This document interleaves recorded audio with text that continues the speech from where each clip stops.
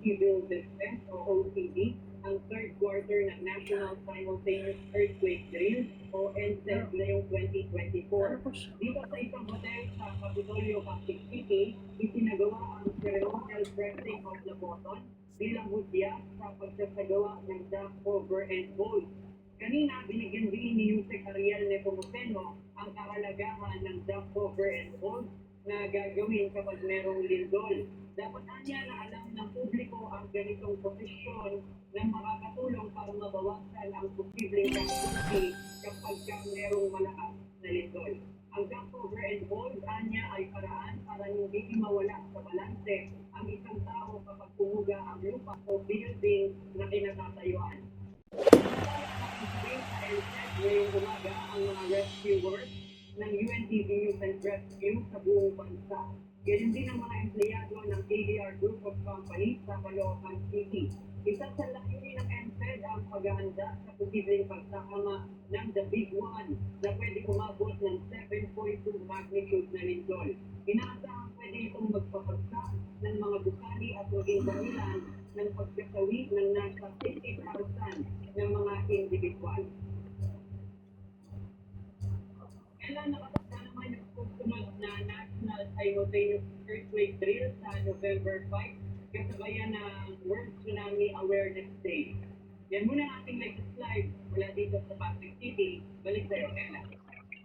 Maraming salamat, JP Nunez. At para sa iba pang balita, binabantayan ngayon ng State Weather Bureau pag-asa ang posibleng mapuno na low pressure area ngayong linggo. Anila, maaari ito magdala ng kalat-kalat na pagulan, pagtulog at pagbigla, partikular na sa Hilagang Luzon. Ang detalye sa ulat ni Jim Meresina. 4 hanggang 7 bagyo pa ang inaasahan ng Philippine Atmospheric Geophysical and Astronomical Services Administration o PAGASA na papasok sa Philippine Area of Responsibility ngayong taon. Bukod dito, mas na rin ang tsansa ng pagsisimula ng weather phenomenon.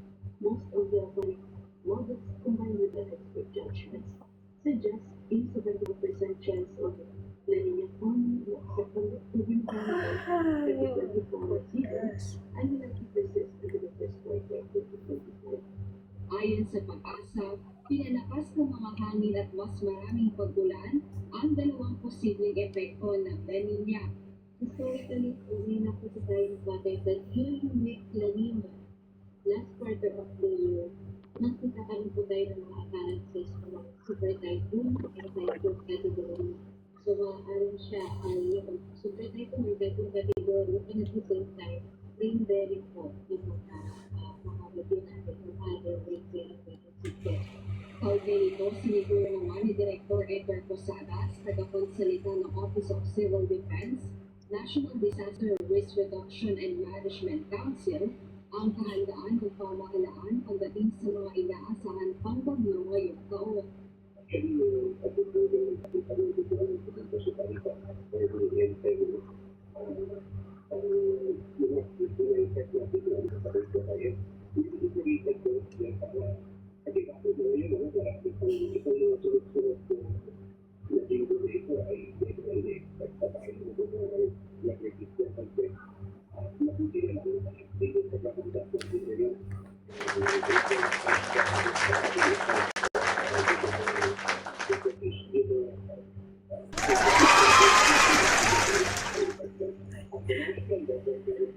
Oy, di ka na magla-live, Jane? Si Z, asan na nga pala yun? Hindi ba nag-live yun? Kako na yun. Wait lang. Hanapin ko lang.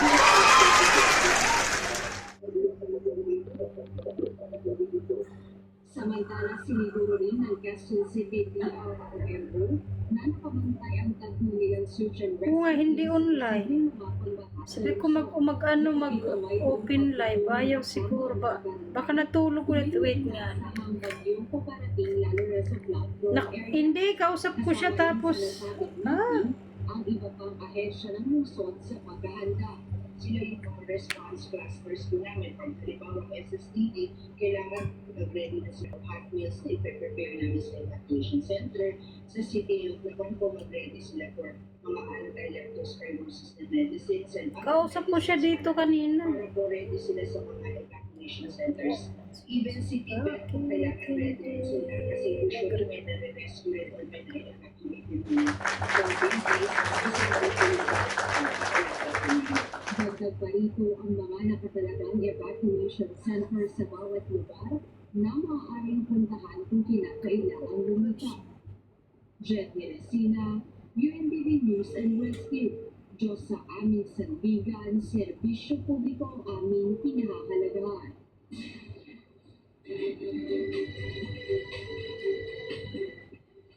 Iniulat ngayon ng Philippine Coast Guard na nakalutang na muli ang lubog na MTK-RJ Sobralis Mariveles Bataan. Sa akin na ibinahagi ng PCG as of September 25, ay 30% na ng nasabing barko ang nakalutang ng constructed sulfur. Ayon sa mga otoridad, sa oras na makompleto ang ginagawa pagpapanutang sa MTK-RJ Sobralis, ay saka naman ito hakatakin patungo sa isang diving industry shipyard sa barangay Alas Asin, Mariveles, Bataan. July 26 ngayong taon ang lumubog ang MTK-RJ Sobralis sa katubigang bahagi ng barangay Kapkaben, Mariveles, Bataan, mula mahigit sa 5,000 litro ng diesel. Sinimulan ang siphoning operations noong August 10 matapos na matuklasan na mayroong tagas ang water tanker.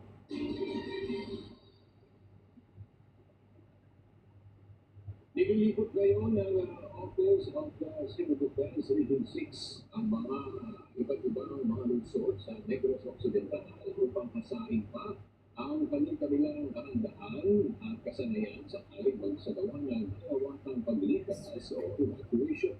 Ito ay sa gitna pa rin ng patuloy na pag-aagrupo at pagka ng Bukang Panlaw. Mula sa Lacarmaga City, may report si Gladys Suabi na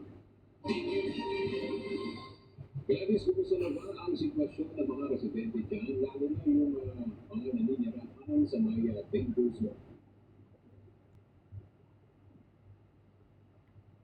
Sa kasalukuyan ay walang unang pinahihintulutan na manatili sa 4-kilometer permanent danger zone habang yung mga residente inilikas na nasa 6-kilometer permanent danger zone ay pinayagan na silang makauwi sa kanilang tahan.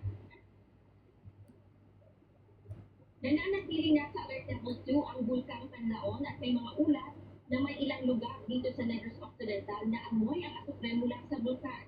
Gaya na lamang sa Baguio City, dahilan para suspendingin muna ang face-to-face classes ng ilang paaralan.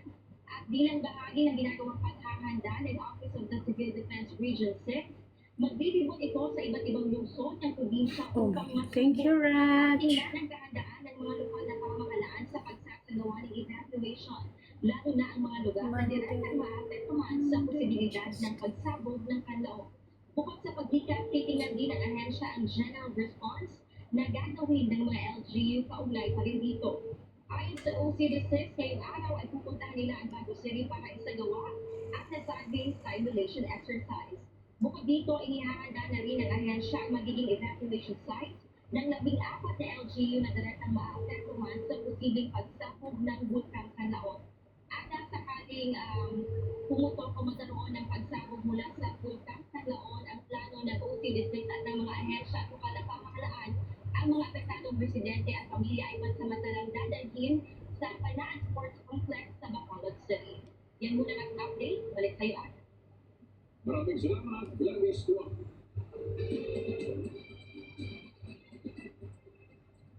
Ipinahayag ng Israel's military chief na ang Palestina airstrikes nito sa Lebanon ay bilang paghahanda sa isang posibleng ground operation ng Israeli forces laban sa Hezbollah militants. Bukso dito ng Hi, Miss. isang Welcome. pigilan ang nakaambak war noong September 25 ng kalabutan ng Israel at Hi. airstrikes sa Lebanon. Batay sa Health Ministry ng Thank you so Lebanon, much. 51 tao ang nasawi bunsod nito at 223 naman ang nasugatan. Nakita sa tapat ng VIP complex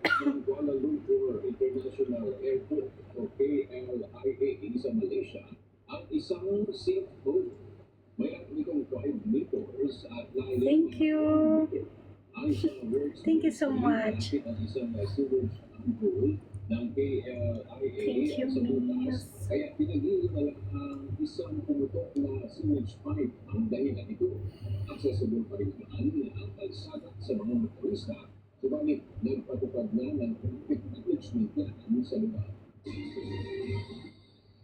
Pansamantalang magkakaroon ng ikalawang buwan o second moon ang Earth ayon sa mga scientists. Gravitational pull ng Earth ang isang maliit na asteroid at saglit na magiging mini-moon. Tinatayang mangyayari ito sa September 29 at mananatili ang space visitor ng ilang buwan.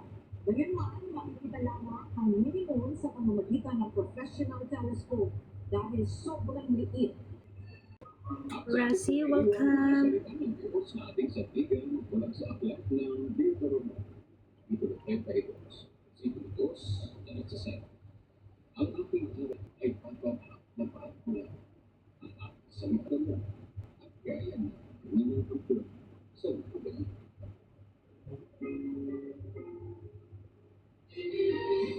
At yan ang mga balita aming tinutukan at inaksyonan dahil sa aming pagbabalita, una ang pagkalina sa kapwa. UNTV News may balita sa anong panig ng kaibig. At dito sa UNTV, dito sa aming sandigan, serbisyo publiko ang aming pinahalaga. Magandang na.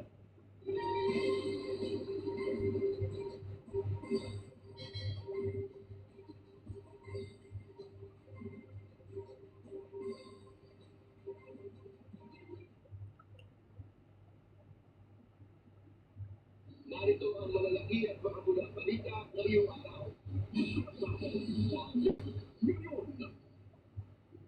Bagamat hindi kontento, may mga nakuha naman daw na mahalagang impormasyon ng mga senador kay dismissed Mayor Alice Go sa siniguan nilang executive session kahapon September 25.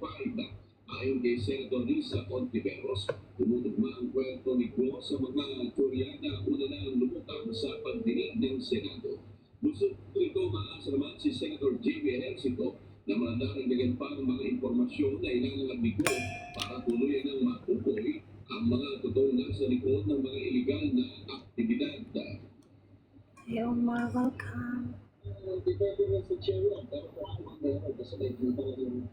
Thank you so much, Miss. Zamir, welcome.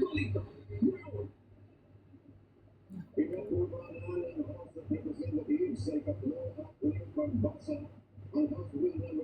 10800 on 2025 General Appropriations Bill na nagkakahalagaan ng 6.352 trillion pesos. Kasunod ito ng sertifikasyon ni Pangulong Ferdinand Marcos Jr. Hi, Stephanie Sweetie. How are you? Ang tuloy-tuloy na operasyon ng gobyerno at ang alokasyon ng pondo para sa mga pangunahing pangangailangan ng publiko. Sa kanyang pagpapati, binigyan din ni House Speaker Ferdinand Marcos Romualdez ang pagiging epektibo ng legislatura at ang dedikasyon ng mga miyembro ng House sa masusing pagsusuri ng ilang pinumungkaing budget. Makatawan ang proposed budget sa 20% ng gross domestic product ng bansa na mahigit 1% sa pagtaas mula sa 5.768 trillion pesos budget ngayong taon. I'm proud to emphasize the impressive performance of the House of Representatives to safeguard our nation's interests. You have consistently displayed enthusiasm, fairness, and thorough scrutiny of the budget, which led to the prompt approval of the 2025 General Appropriations Bill What? on third and final Oh my reading. God, I feel so sleepy na. Oh my goodness. Nanindigan si Vice President Sara Duterte na hindi siya magre-resign sa kabila ng panawagan ng ilang mambabatas na bumaba na siya sa pwesto. Kasunod ito ng paulit-ulit na pagliban ng pangalawang paggulo sa budget deliberation ng Kamara sa panukalang. Thank you so much, Salman. Thank you very much. Muli pang naginihin ni VP Sara na ang ginugutok ng impeachment laban sa kanya ay kaugnay ng iba't ibang akusasyon na naglalabasan. Hindi po aalis dito dahil nalagay po ng mga tao Ako, dito welcome. believing that I work Thank you so much, Miss. at try Thank you very much. at try Welcome, to be Papu. successful with the young Thank you very much. Thank you so much. once na may isang siya darating na siya. Kapalabas nila, beach ka namin, from the wind, and then itong isang dito. Oh my God! I have 7 times straight wins. Kevin Fran, thank you. Welcome. Oh my God! Oh, just I see now, huh? Don't make it lost, guys. Don't break, please. Don't break my 7 win, my 7 straight wins. You stay there, okay? I just see now I have 7 straight win, huh? Wow! I'm just playing. I don't see if I win, I lose. But I have 7 straight wins. Don't break it, please. I want 10 straight win, okay?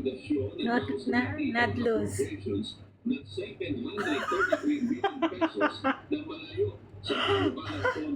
Really? Okay. Yeah. I see. I'm just playing. I don't know if I'm lose or I win, but I have straight 7 wins. Don't make it lose, please. Just 10, okay? 10 straight wins. Thank you so much. Why you don't have done the name?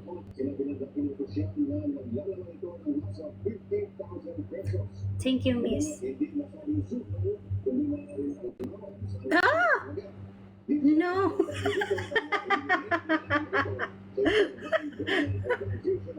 What time you will sleep? I kill you, wallah. I have 7, make it 10, then finish na, okay? Oh, thank you so much. Thank you and welcome to my team.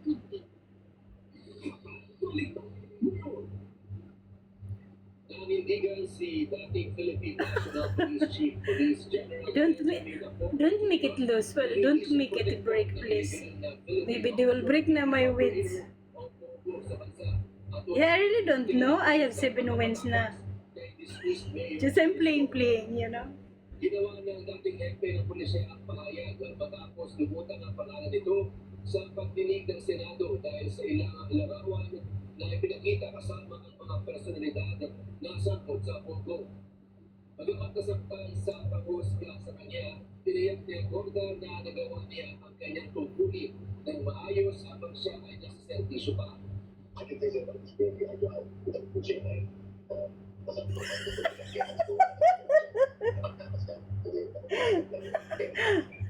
Okay. Okay.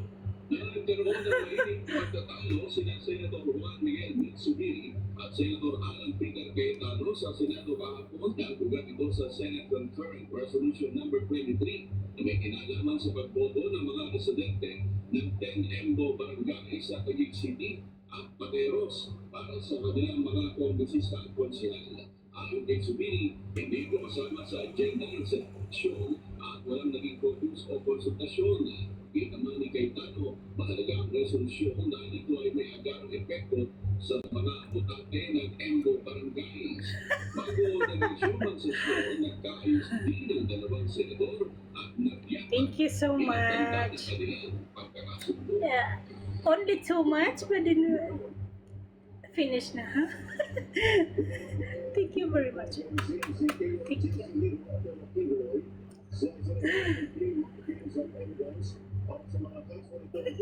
Thank you, Jane. After this, I have 8 straight wins. Just make it 10 wins, okay? But it's tomorrow again. It's hard to make 20 wins, you know. Some other people make it lose na. I'm Jad, welcome. We were not able to finish it because of the voluminous records that we have. So we decided to have it rescheduled on another day. Pinahayag ng Department of Justice na mas gugustuhin nila kasuhan sa national investigation at sa mga piskal ang mga posibleng isampa laban sa Oh my God. Economic Advisor Michael Yang. Ng DOJ ang classification I have 8 now. Oh my God. ng mga anim sa Thank you very much. kay Korea. I love you. That's what I like. Ah, you see, I love you too. I love you so much. I'm so happy now.